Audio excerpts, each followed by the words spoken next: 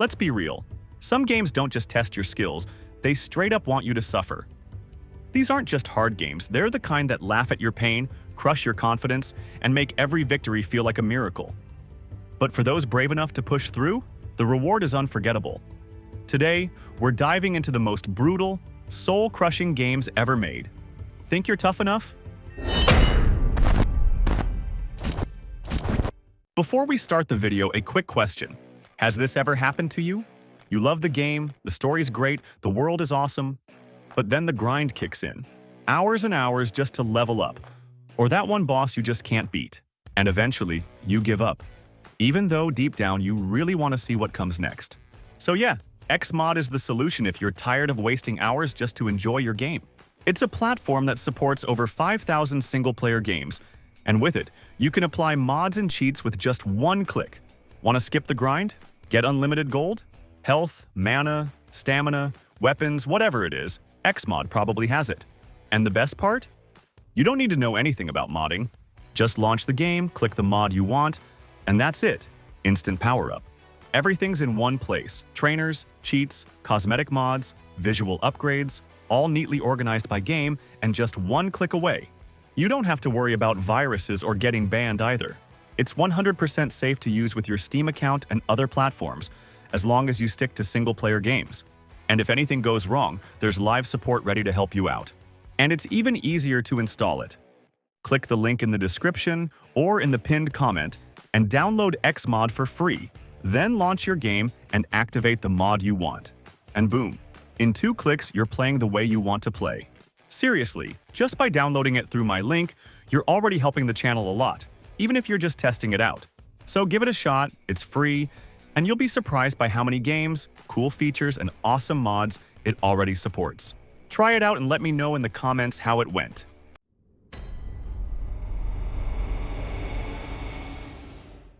If there's one game that doesn't care about your feelings, it's Bloodborne.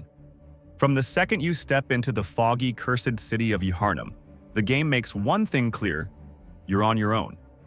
No tutorials holding your hand, no safety nets.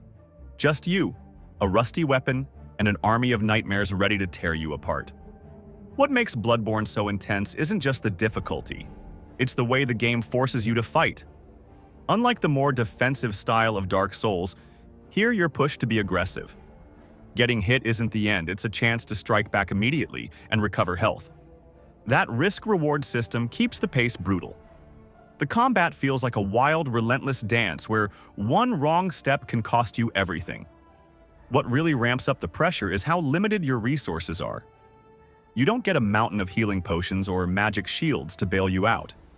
You've got blood vials, and once they're gone, you're either farming enemies for more or heading into boss fights with whatever scraps you've got left. But it's not all about reflexes and timing. Bloodborne is soaked in atmosphere. The world feels sick and decaying, with twisted Gothic buildings, fog-filled alleys, and creatures straight out of a nightmare. It starts grounded in creepy Victorian horror, but the deeper you go, the more the world unravels into something cosmic and terrifying. The story doesn't spell anything out. Instead, it's buried in cryptic notes, vague conversations, and the tiniest item descriptions. But when the pieces start coming together, the lore hits hard. There's a creeping sense that everything is connected and nothing is what it seems. Even years after release, Bloodborne stands as one of the most unique and brutal action games ever made. It's tough, yes, but it's also unforgettable.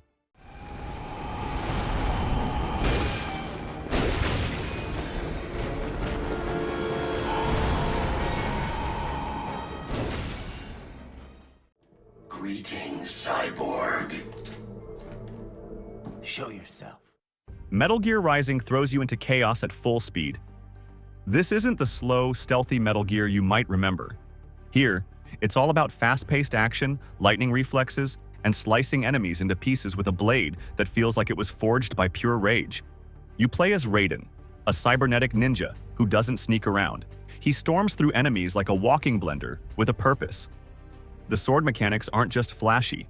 They're the core of everything, and every swing matters.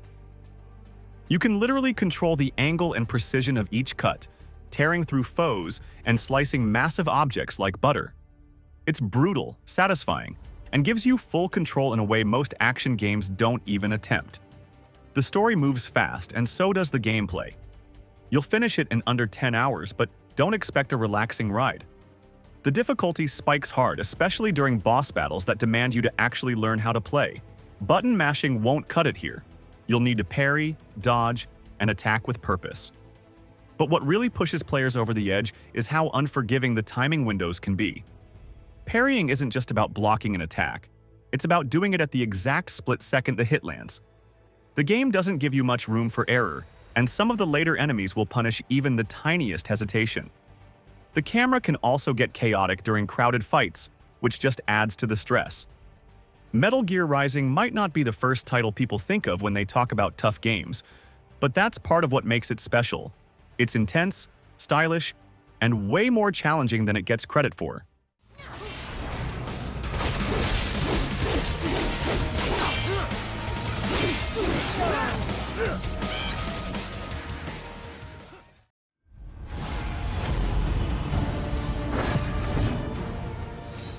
Darkest Dungeon 2 isn't just tough, it's straight up ruthless. This game doesn't care how smart you are or how much time you've spent mastering turn-based strategies. It will chew you up and spit you out without hesitation. Right from the start, you're thrown into a dying world full of despair, with a crew that's barely holding it together. Healing is limited, your heroes are fragile, and every decision feels like it could be your last. You're not building an unstoppable team here. You're trying to keep a group of broken people alive long enough to see the next in. Compared to the original, this sequel strips away the old mechanics and throws you into a roguelike road trip from hell. No home base, no safe grind. Just a constant push forward, praying your party doesn't fall apart from stress, injuries, or their own damn trauma. The combat is cleaner, more tactical, and less dependent on random chance, but that just makes your failures feel even more personal. Every mistake is yours and every death is your fault. And with permadeath always looming, you're constantly weighing risk versus reward with every single choice. But what really adds to the pressure is the relationship system. Your party members don't just take hits in combat, they clash with each other. Arguments break out mid-battle, characters refuse to work together, and personal stress spills over into the group. A bad relationship can completely screw your strategy, turning a clean fight into a disaster just because one hero's having a meltdown. It's chaotic, unpredictable, and forces you to manage not just health bars, but egos and emotional breakdowns too. Darkest Dungeon 2 doesn't give you power fantasies. It gives you a brutal, emotional ride through a nightmare world where survival isn't guaranteed and hope is a luxury.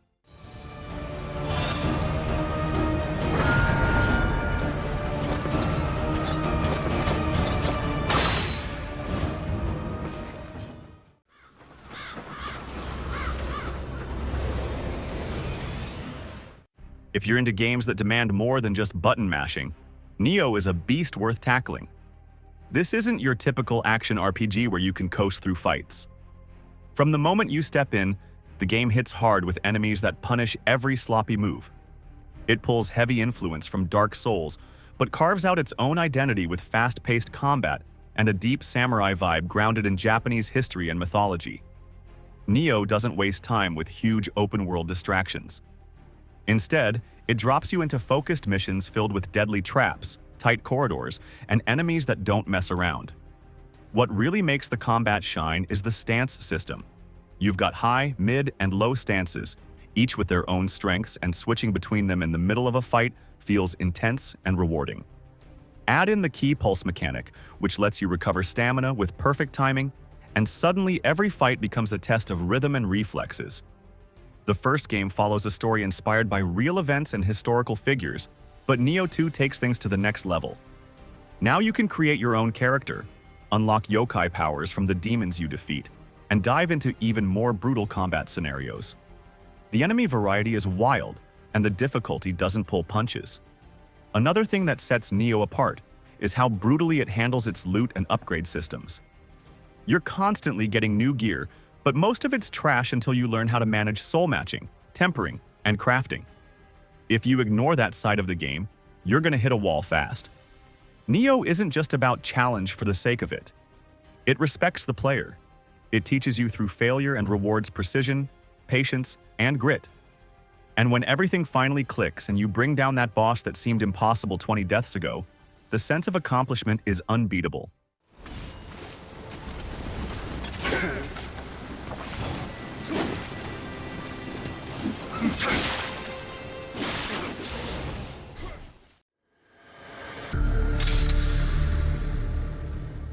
From the moment you press start, Devil May Cry doesn't waste a second. It throws you into chaotic, high-speed action with zero room for hesitation. This isn't the kind of game you play to relax. It's all about pushing your reflexes, your creativity, and your patience to the limit. The combat is fast, flashy, and brutally precise.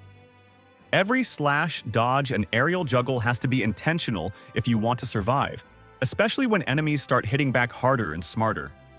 And just when you think you're getting the hang of things, the game throws in the style ranking system to mess with your head. It's not enough to just win the fight, you've got to look good doing it. The game constantly judges how stylish your combos are, how often you mix things up, and how smoothly you move. Mess up and spam the same move? Your rank tanks. But keep things fresh and fluid, and the game rewards you with that sweet S rank. The third game stands out as a rite of passage for most fans.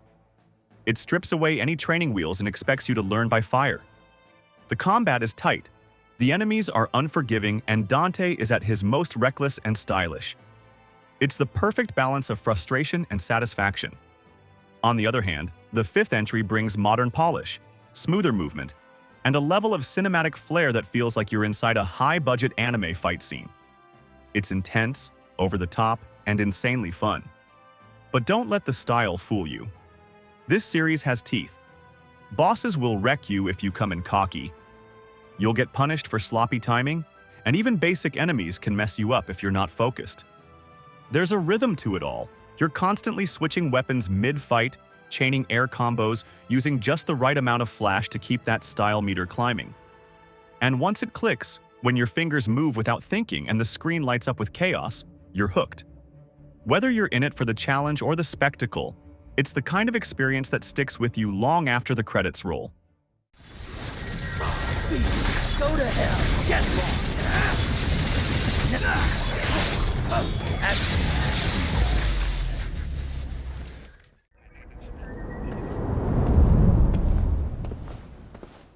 Sifu throws you straight into the chaos with no time to breathe.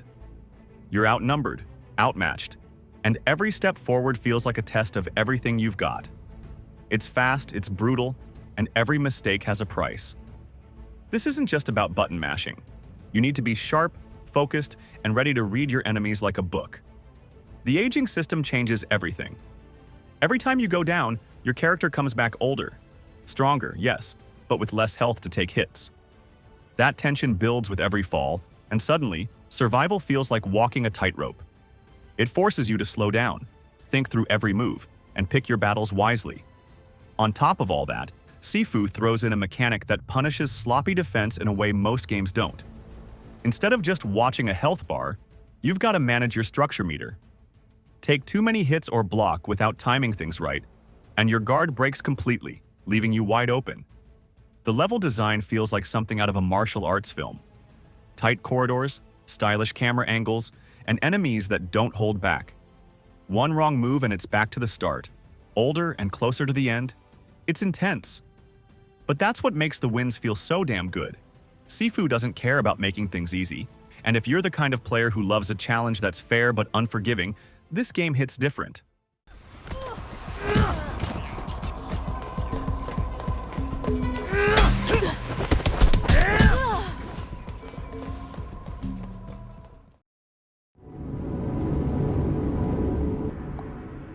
Lies of P is one of those games that completely flips your expectations.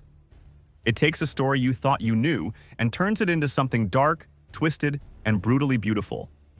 You step into a broken world filled with mechanical nightmares and forgotten secrets, and from the very first steps, it pulls you into a journey that feels heavy, tragic, and oddly captivating. What sets Lies of P apart from other Souls-like games is how much heart it puts into its world. It's not just about surviving fights or upgrading gear. There's real meaning behind every boss, every enemy, and every piece of the environment. You're not just slashing through mindless mobs, you're uncovering a deeper truth buried beneath all the chaos. The story doesn't spoon-feed you either. It lets you connect the dots, making the experience feel personal. Combat hits hard and demands focus, but it doesn't feel unfair. The challenge is real, but it's designed in a way that teaches you to grow with each failure. If you're new to this genre, it won't destroy your soul right out of the gate. It gives you a chance to get your footing while still keeping the pressure on.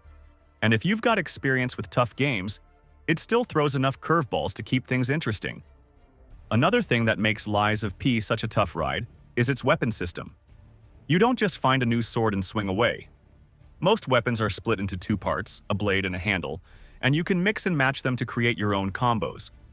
It sounds cool, but it also means you've got to think way more about your build and how it plays. Some setups are faster but weaker. Others hit like a truck but leave you wide open. You're constantly experimenting, trying to find that sweet spot that fits your style without getting wrecked in the process.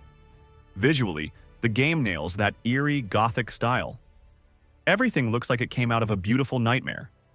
The ruined cityscapes, the strange contraptions, the characters with their own broken stories, it all builds into a world that feels alive, haunted, and unforgettable.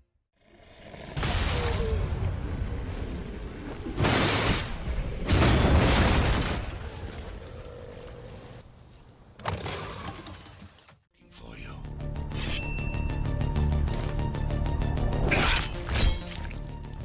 Speed, precision, and no mercy. That's what Ghost Runner is all about. One mistake, and you're dead. It drops you into a brutal cyberpunk world where there's no room for hesitation. Everything moves at a breakneck pace, and you're expected to keep up or get left behind. The combat is fast, the movement is even faster, and if you're not fully locked in, the game will chew you up and spit you out. Set in a crumbling tower ruled by ruthless machines, Ghost Runner blends slick parkour with sharp, one-hit kill swordplay. You're not just running and jumping, you're wall running, sliding, dashing midair, and slicing enemies in milliseconds. Every level feels like a deadly puzzle where the only way to survive is to move with absolute confidence and flawless timing. But what really makes the difficulty hit different is the instant respawn system. There's no load screen, no break to catch your breath. You die and boom, you're right back in the action whether you're ready or not. The sequel takes that formula and cranks it up. Everything's smoother, faster, and more polished. New tools expand your arsenal, enemy types keep you guessing, and the difficulty never lets up. It's punishing, no doubt, but when you finally nail that perfect run through a room full of traps and enemies, it feels incredible. There's this insane rush of adrenaline that few games can match. Ghost Runner doesn't waste time trying to be accessible. It's made for players who love that constant pressure, who want every second to count.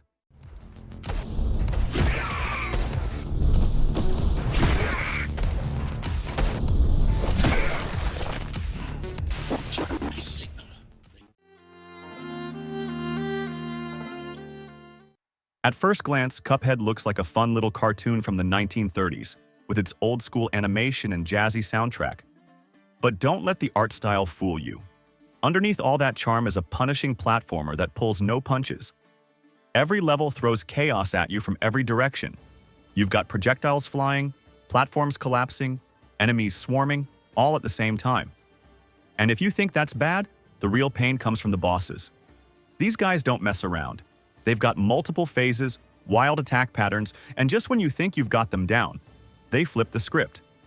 The game barely gives you a health bar, and there's no real way to heal. You mess up, you start over. On top of all that, the game demands near-perfect memorization. Every boss has tiny animations and timing cues that tell you what attack is coming next, and missing those signs even once usually means taking a hit. The more you play, the more you start recognizing patterns and reacting without even thinking. That muscle memory becomes essential, especially in the later stages where the screen turns into a war zone of bullets, fire, and chaos. Each time you finally take down one of those ridiculous bosses, it feels like a real achievement. Not because you got lucky, but because you earned it.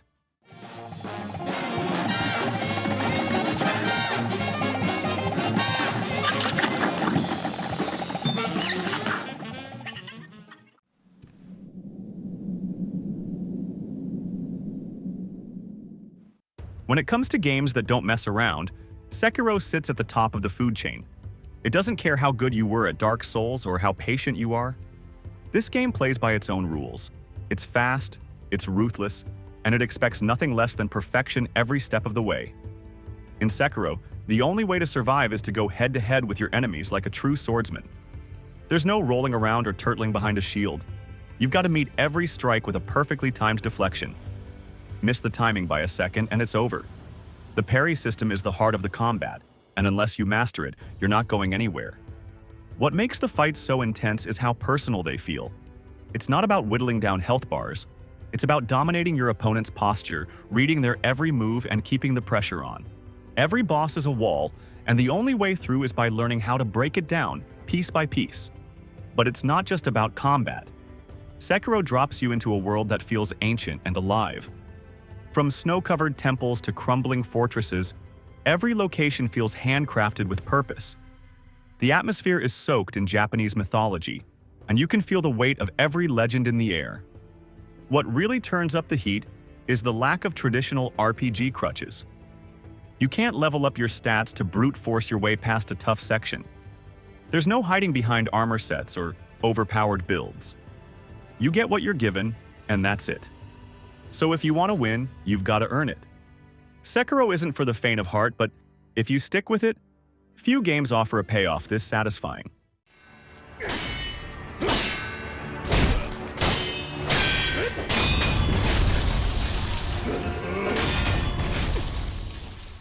Let's wrap things up with a few games that didn't make the main list but absolutely deserve a shout-out.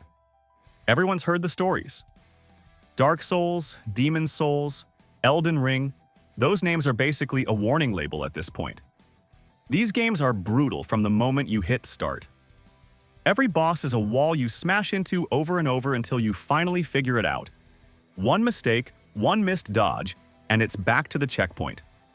There's no mercy, just pure challenge, and a ton of satisfaction if you survive. But challenge doesn't always come dressed in dark, brooding armor. Take Hollow Knight. At first glance, it looks like a cute little side-scroller with pretty visuals. Then it slaps you across the face with tight platforming, aggressive enemies, and bosses that show no mercy. Now let's go way back. Ghosts and Goblins is one of the original nightmares for retro gamers. Everything about it is designed to break your spirit. You've got stiff controls, enemies coming from every direction, and if you somehow beat the game, surprise, it makes you do it again. Harder. It's old-school pain at its finest. And then there's Super Meat Boy, and don't be fooled by the cartoon look. This game is all about speed and precision. Every level is a maze of spinning saws and instant death traps, and if you mess up, you start over. No checkpoints, no hand-holding, just pure trial and error until you nail that perfect run. It's the kind of game that'll drive you crazy, but when you finally pull it off, it feels amazing. Alright, now it's your turn. Which of these games beat you down the hardest? Or maybe there's one that should have made the list. Drop your thoughts in the comments. I'd love to hear what crushed your soul and kept you coming back for more. And hey, if you enjoyed the video, don't forget to leave a like, hit that subscribe button, and turn on the notifications so you don't miss what's coming next. Thanks for watching. I seriously appreciate the support. See you in the next one.